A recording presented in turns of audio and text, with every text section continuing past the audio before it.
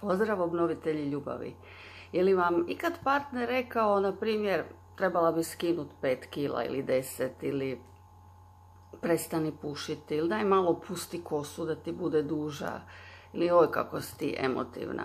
I kakav vam je osjećaj, kakav vam je poriv kad to čujete od njega? Da li vam onda ide na živce jer vas ne može prihvatiti takvom kakva jeste ili, a kad obrnemo stranicu s druge strane, da li vi tražite od partnera da se promijeni?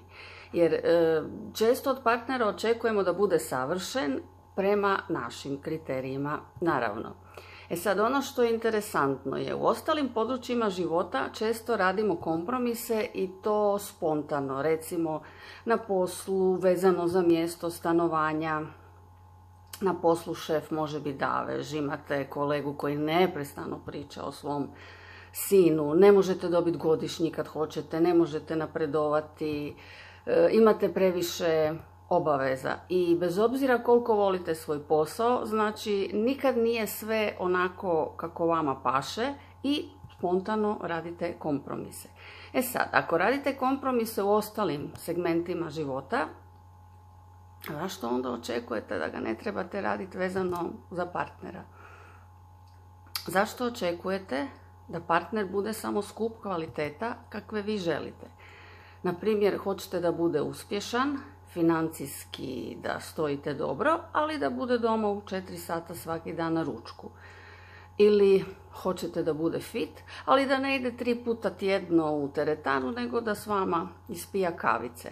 Ili obožavate ga jer je duhovit, ali onda vam se kosa diže na glavi kad se radi toga žene lijepe na njega, a to je u stvari nešto što i vas, između ostalog, privuklo k njemu. Znači, s kim god da jeste, nikad vam neće sve pasati 100% i to je normalno. Ali ono što je bitno je, glavno pitanje je da li vi možete živjeti s onim što vam ne paše kod vašeg partnera do kraja života i da mu radi toga ne prigovarate. Zato što kako vi zaslužujete da vas neko prihvati takvima kakvi jeste, isto tako zaslužuje to i vaš partner. Znači, ako ga ne možete prihvatiti točno onakvim kakav je sada, onda je bolje put pod noge koliko god teško bilo.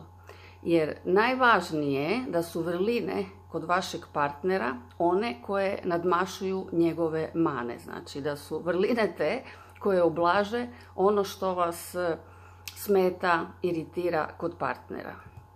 To je to. Pozdrav!